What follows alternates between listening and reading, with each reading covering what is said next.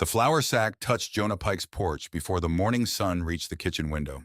Clara Moss lowered it beside the door and looped its cotton cord over the iron hook Jonah had fixed there 2 winters ago. The sack was pale, stamped with the blue wheel of the red willow mill. Near the seam, Clara had written October dry north wind.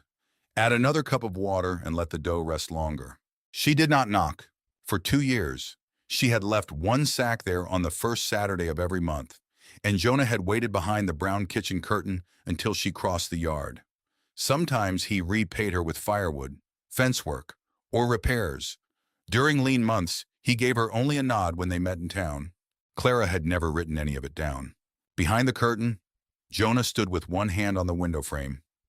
At 57, he still carried himself like a man who could mend his own roof, break his own horses, and endure any silence placed before him. Yet he watched Clara walk back toward the mill road with her empty arms held against the chill. Only after she passed the cottonwood did he open the door. Flour scented the air when he lifted the sack. For one unguarded second, he remembered his late wife turning dough on the broad wooden board in the kitchen. Her sleeves dusted white while neighbors waited for loaves during branding season. Then the memory closed over him. He carried the sack inside without looking again at Clara's note. At the mill, Clara found her brother Eli weighing wheat beside a freight wagon. Owen Mercer, the new freight clerk, leaned against the loading platform with polished boots untouched by mill dust. "You made that delivery yourself again," Owen asked. Clara took the scale ledger from Eli and checked the farmer's ticket. "Jonah's road lies on my way back."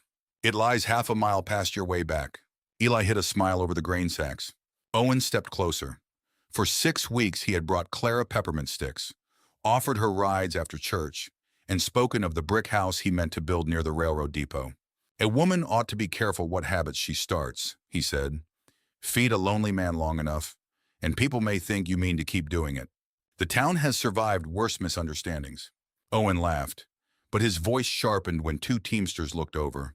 "You cannot build a future by feeding a man who has none to offer." Clara's pencil stopped. She looked at him without the embarrassment he seemed to expect. "Jonah rebuilt our west fence after the flood," she said. "He brought 4 cords of wood last winter. He repaired the mill axle when every blacksmith within 30 miles was busy. And when he cannot pay, then he cannot pay. That is charity." "No." Clara closed the ledger. "Charity is given because a person has need. I give where I choose." Silence settled across the platform. Clara turned toward the storage room and began checking the next wheat lot for grit. None of them noticed Jonah beside the freight wagon until a mule shifted and exposed him. He had come to return Eli's sharpening stone. It remained in his coat pocket while Owen's words repeated beneath the clatter of the mill. "A man who has none to offer." Jonah looked toward Clara. Flour marked one sleeve where she had carried his sack. She did not see him. He could not decide which hurt worse, that she had defended him, or that there had been something to defend. He left without speaking. By noon, Clara was adjusting the millstone feed when Eli glanced through the loading doors. Jonah was crossing the road from his ranch.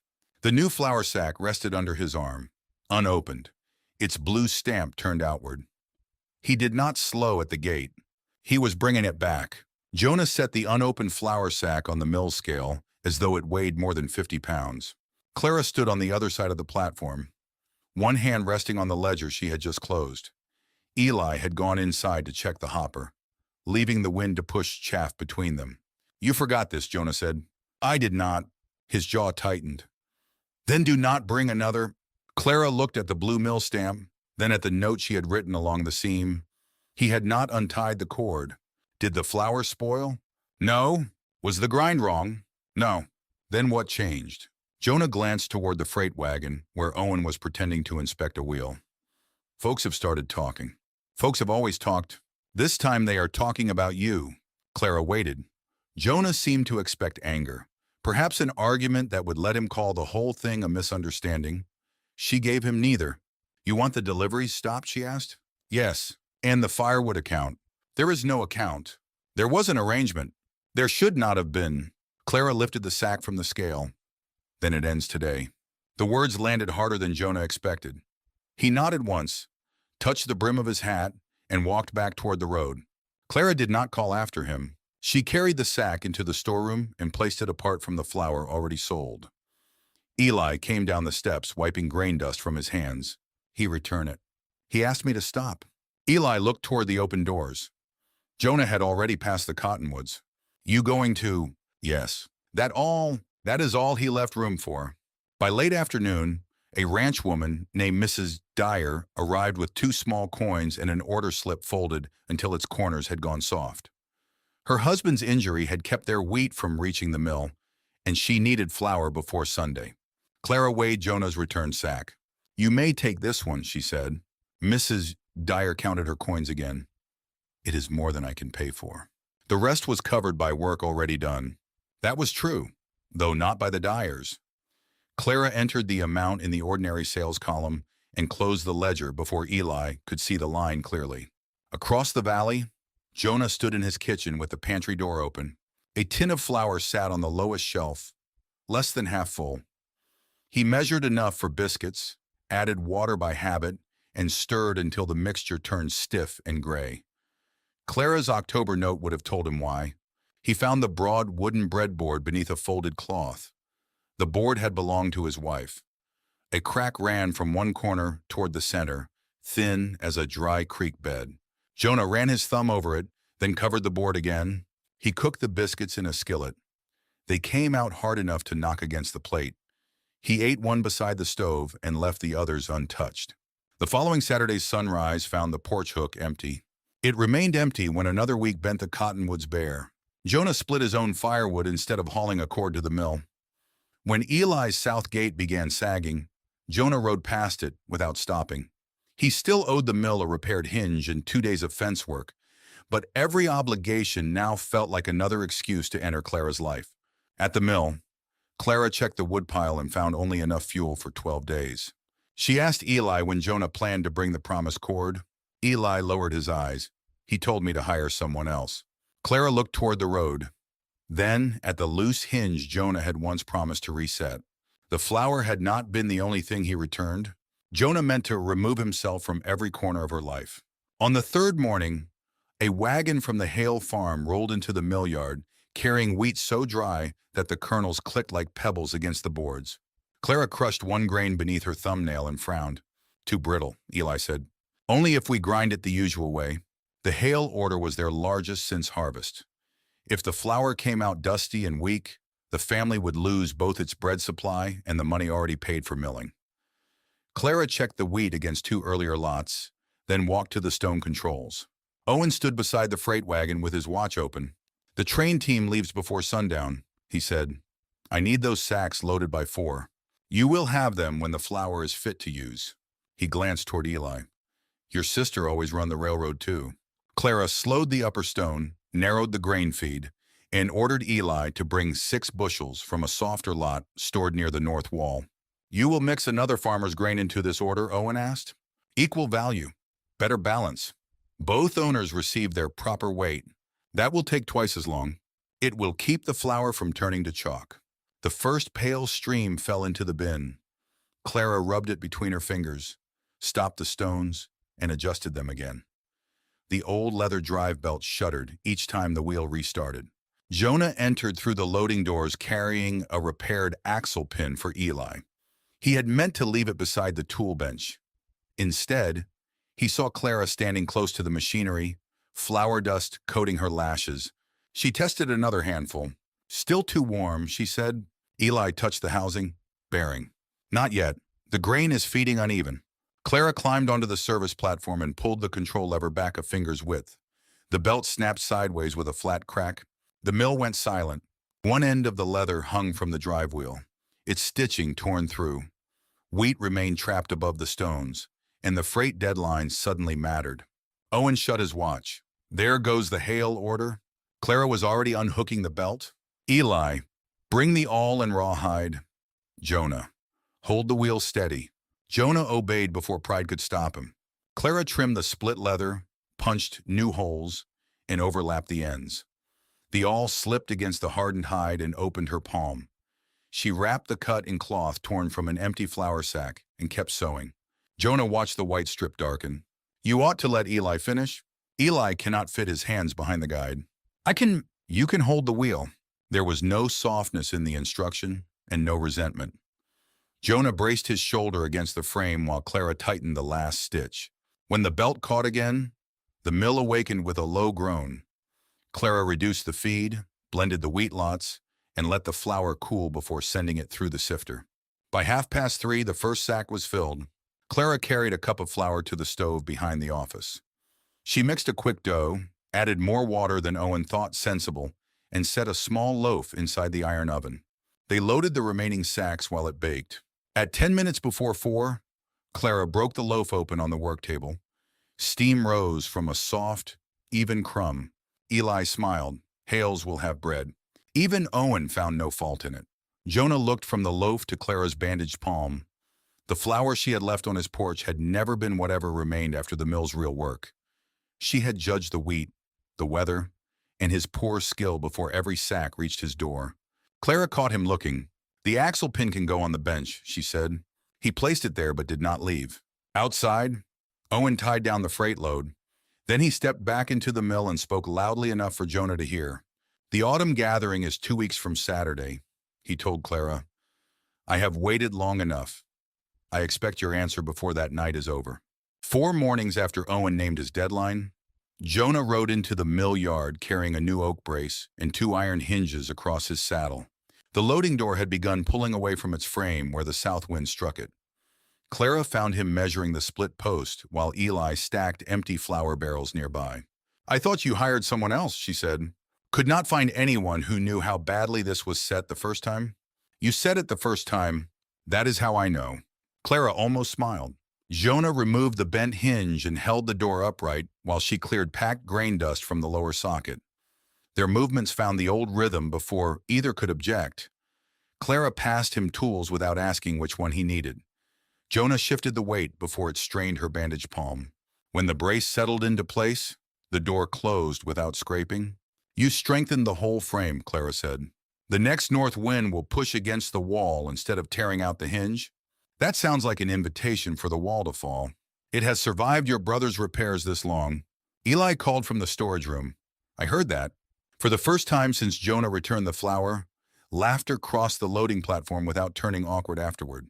Clara tested the door twice more. Jonah watched her hand move carefully around the healing cut. "You should leave the belt work to Eli until that closes." Eli stitches leather like he is punishing it. "I still hear you," Eli called. Clara went to the office stove, where a small test loaf baked in the iron oven. The rescued Hale wheat had behaved well enough to justify blending the remaining dry lots. She lifted the loaf onto the table and tapped its browned crust. Jonah began gathering his tools. "Stay until it cools." He looked toward the road. "I have fence posts waiting. They have waited longer than bread takes." Clara cut the loaf while steam still rose from its center. She offered Jonah the first slice without butter or jam. He accepted it. The bread was soft, with a firm crust and the faint sweetness of fresh wheat. Jonah chewed slowly, then placed the unfinished half on the table. "My kitchen has not smelled like this since Ruth died," he said. Clara did not answer too quickly. Jonah had spoken his wife's name only once before in her hearing. "Was she the one who taught you to bake?" "She tried and failed. I was not a willing student. That can make the best teacher appear unskilled." His mouth shifted at one corner. Ruth Pike had baked for ranch hands, new mothers, church suppers, and families caught between harvest and winter. After her death, the ovens across the valley kept burning. Jonah's had gone cold. Clara wrapped the remaining loaf in a clean cloth. "Take it." His expression closed again. "I did not earn it." "You repaired the door." "I owed Eli the work." "You strengthened more than you owed." He looked at the loaf but did not reach for it. Clara set it beside his tools. "Then consider the difference paid." Jonah picked up the cloth bundle from beneath the hinges. He drew a short piece of iron with a curved end. It was the hook from his porch. He had straightened it, cleaned away the rust, and hammered the screw threads back into shape. "This belongs to you," he said. Clara turned it in her hand. A pale scratch ran along the curve where flour sack cords had worn through the black finish. "It was fixed to your house. It held what you brought. That does not make it mine." "No." Jonah's gaze stayed on the hook, but I had no right leaving it there after I closed the door. The words were not an apology, though they stood near one. Before Clara could answer, Owen entered from the yard. His coat was buttoned high, and his polished shoes stopped just short of the flowers scattered beneath the table. He looked at the bread in Jonah's hand, then at the porch hook resting in Clara's palm. "So this is what your answer depends on," he said. Clara set the hook down. "My answer belongs to me." Owen lowered his voice, but Eli remained within hearing. "I am offering you a home near the depot, steady money, and a husband who does not need you to keep his stove warm." Jonah placed the wrapped loaf beside his tools. Owen continued, "I will not marry a woman who means to remain responsible for another man's household." Clara's face did not change. "Then you should not ask a question unless you are prepared to hear an answer you did not arrange." "I have waited 6 weeks. You chose to wait, and I deserve to know whether I'm wasting my time." Clara looked at Jonah. He had already gathered the hinges and lowered his hat, retreating before she could mistake his silence for a request. "The gathering is Saturday week," she told Owen. "You will have my answer then." Jonah stepped outside. The loading door had not yet swung shut when Clara heard his boots stop on the platform. He had heard only that she intended to answer. He did not stay long enough to learn what she might say.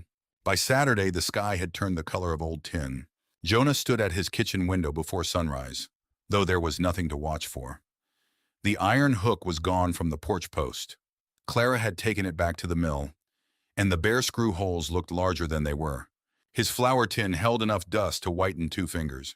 He lifted the cloth from Ruth's breadboard, stared at the crack, and covered it again.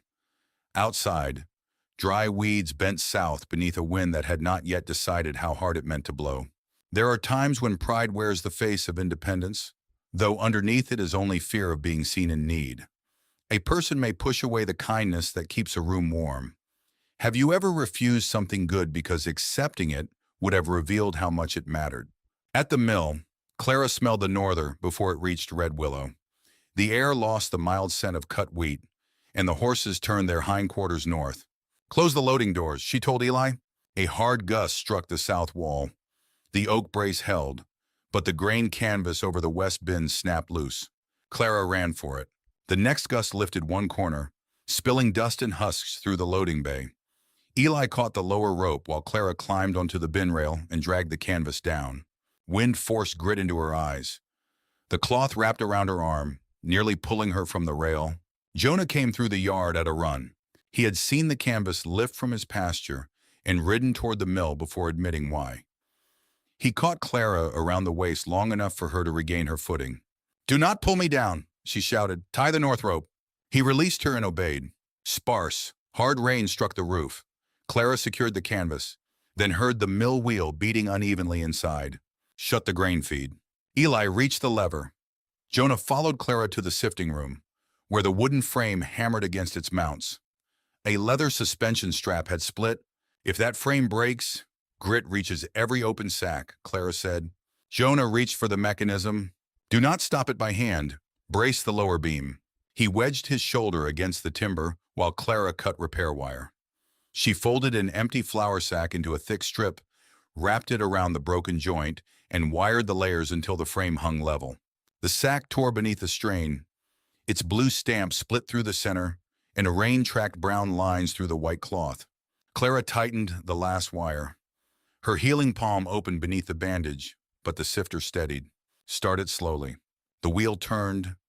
The repaired frame shook twice, then settled into rhythm. They spent the next hour sealing bins, moving clean flour from the western wall and covering the winter wheat. Jonah carried sacks where Clara pointed. He did not argue when she corrected him or try to take command.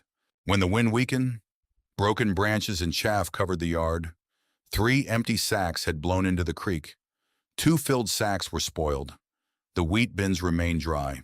Eli counted the stock, enough for every order already promised. Clara leaned against the work table, blood showing through her bandage. Jonah reached for her hand. She stepped back. "You should let me bind that. You should have let me bring flour." His hand dropped. Clara lifted the damaged sack from the sifter. Grit darkened its torn edge. "You will ride through a norther to save my mill," she said, "but you will not walk through my door and say what you want. I did not want you pitied on my account. Then you should have trusted me to answer for myself." Clara folded the ruined sack. "I will not leave anything else at a door that stays closed to me." Jonah returned home after dark. The pantry smelled of cold wood and old flour. He reached for the last folded sack on the upper shelf, meaning only to move it aside. Its weakened seams split in his hands. One sack fell, then another, then all the others he had saved across 2 years. They slid over Ruth's covered breadboard and opened across the floor. Along every seam, in Clara's small handwriting, were months, weather notes, and instructions he had never truly read. Jonah knelt among the fallen sacks until the kitchen floor disappeared beneath pale cloth. He picked up the nearest one and read the seam. November hard frost expected. Keep the water warm, not hot. Let the dough rise beside the stove. The next sack carried December in Clara's hand. Cold flour. Warm the bowl first. January warned that wheat from the east field would need longer kneading. February noted a damp spell and told him to use less water. March mentioned the first soft grain after winter. April advised him to cover the dough against a drying wind. Jonah had seen the writing before. He had treated each line as a mill note, useful only if he decided to bake. Spread together, the sacks became something else. They marked every month Clara had watched the weather move across his land. He laid them in order over Ruth's breadboard. 24 sacks reached from one end of the kitchen table to the other, their blue stamps faded by smoke, flour, and his rough handling. Some had been patched where mice tested the corners. One carried a coffee stain. Another had a narrow black mark from resting too near the stove. Clara had not sent him the same gift 24 times. She had changed it each month. When the wheat ran dry, she had blended softer grain. When the air turned damp, she had ground it coarser. When summer heat weakened yeast, she had told him to wait until evening. Even the amount in the sacks varied. More before winter storms, less when she knew he would be away moving cattle. Jonah sat back on his heels. He had believed accepting the flour made him a burden. The sacks showed that Clara had never handled him carelessly enough to call him one. The breadboard shifted beneath him. Its crack widened with a faint wooden snap. Jonah removed the sacks and carried the board to his workbench. He cleaned years of flour from the grain, cut a thin brace from seasoned maple, and fitted it across the split from underneath. The first peg went crooked. He pulled it free, trimmed another, and began again. By midnight, the board lay flat. He turned to the storm-torn sack Clara had used on the sifter. The blue mill wheel had split through its center. Jonah washed the grit from the cloth, dried it beside the stove, and stitched the tear with wax thread. His repairs were thick and uneven, but the sack held when he lifted it. At dawn, he folded the other sacks into a wooden chest. He left the repaired one on the board. Then he rode to the mill. Eli was outside replacing roof shingles loosened by the norther. He climbed down when he saw the sack under Jonah's arm. Clara inside, preparing for the gathering. Jonah hesitated. The flour she sent me. Was it taken from what the mill could not sell? Eli's face hardened. No. Did she enter it as charity? She would not let me. Jonah looked toward the loading doors. Eli wiped tar from his fingers. There were months when we could have used the money. She covered your portion from her share, then counted your fence work and firewood when they came. I did not always bring enough. She knew. The word struck without accusation. Why did you allow it? Jonah asked. Because Clara owns half this mill, because she knows the value of her labor, and because it was not my place to tell her where to put it. Jonah lowered his eyes to the repaired blue stamp. Eli continued more quietly. She did not need you to repay every pound. She needed you to understand she was choosing you. Inside, chairs scraped across the floor as customers arrived for the autumn gathering. Owen's voice carried through the open doors, confident and clear. Jonah could still turn toward his horse.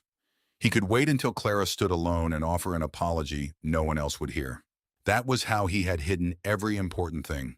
He set the repaired breadboard beneath the mill awning, placed the old sacks inside the chest beside it, and lifted the final sack against his chest. Then he walked through the loading doors. Owen stood beside Clara near the mill scale. Farmers, teamsters, and neighboring families formed a loose circle around them. You promised me an answer tonight, Owen said. Clara drew breath.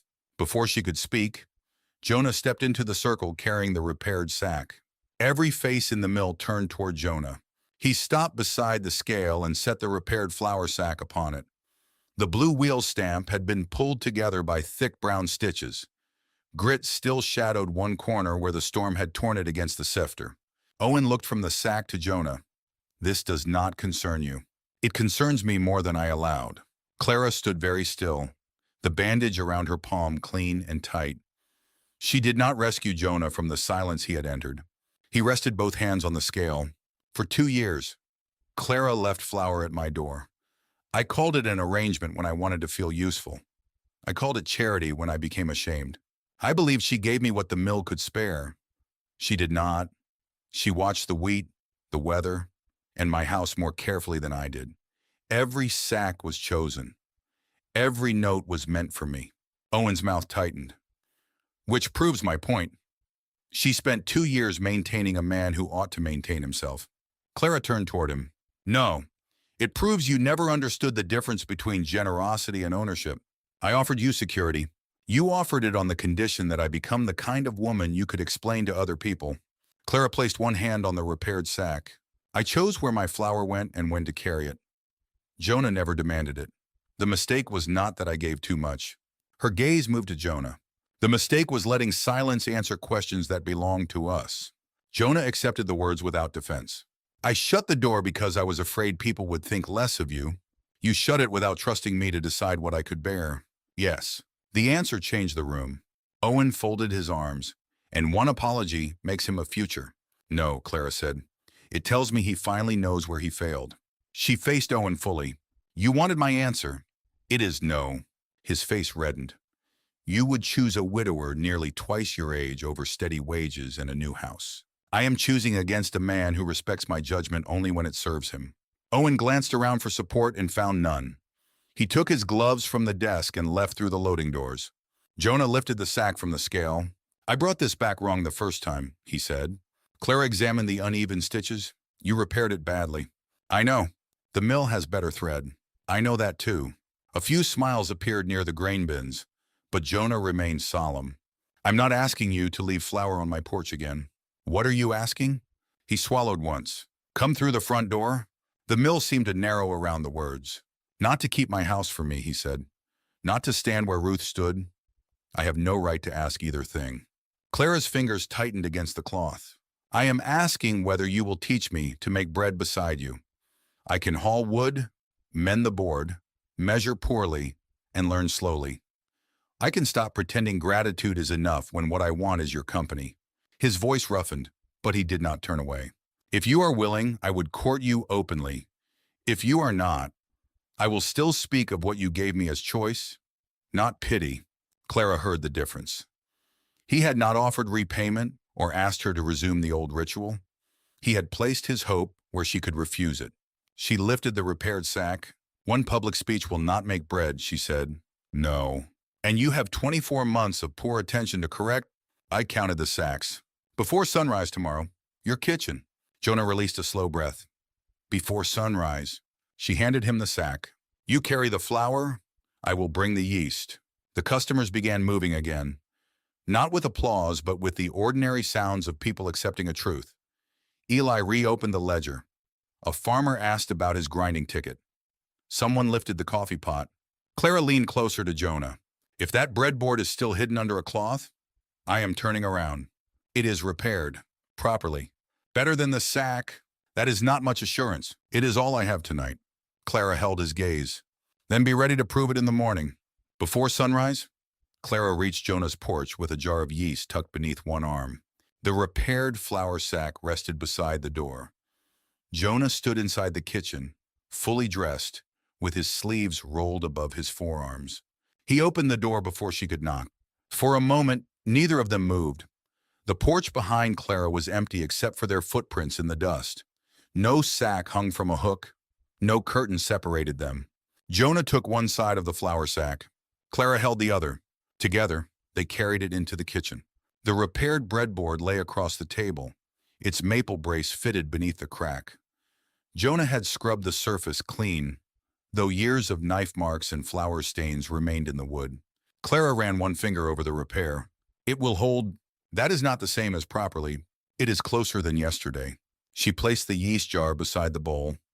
Jonah reached for the sack cord. Half the flour, you think, Clara said. He stopped. I have not measured anything yet. You were about to begin badly. That appears to be why you came. No. Clara looked at him. I came because you asked me to stand beside you. Jonah untied the sack more carefully. Clara made him measure every cup himself. He spilled flour across the board, warmed the water too much, and added it before she told him to. The dough stuck to his hands. It has gone wrong, he said. It has become inconvenient. Those are different conditions. She showed him how to fold the dough without tearing it. When he pressed too hard, she made him begin again. When he tried to hand the work to her, she stepped away from the table. You asked to learn. I remember. Then keep your hands in it. Jonah returned to the dough. The second attempt formed beneath his palms, uneven but willing to hold together. Clara dusted the board while he kneaded. Their shoulders touched once. Neither moved away. While the loaf rested beside the stove, Jonah brought a wooden chest from the pantry. Inside lay the 24 folded sacks, arranged by month. Their blue stamps had faded, and Clara's notes ran along the worn seams. I thought they belonged hidden away, he said. Now I think they ought to be kept where I can remember what they cost you. Clara closed the lid gently. Not cost. What they meant, then. That will do. Jonah placed the chest beneath the kitchen window instead of returning it to the dark pantry. The dough rose slowly. Clara tested it with one finger, then nodded for Jonah to shape the loaf. His first attempt leaned to one side. He looked at her. I know, she said, again. He folded it back and tried once more. When the loaf entered the oven, warmth gathered through the kitchen. The scent came gradually yeast, wheat, and the browned edge of crust. Jonah stood beside the stove with flour across his shirt and a streak of dough near one wrist. I asked whether you would teach this house to smell like bread again, he said. Clara looked toward the repaired board, the open flour sack, and the sunlight beginning to touch the window. A house cannot learn. No, people can. Jonah waited. Clara returned to the board and pressed her flour-covered palm into the remaining dough. A clear handprint marked the surface. Jonah placed his hand beside hers. The prints were different in size and joined at the edges. Outside, the porch remained empty. Inside, nothing had been left silently at the door.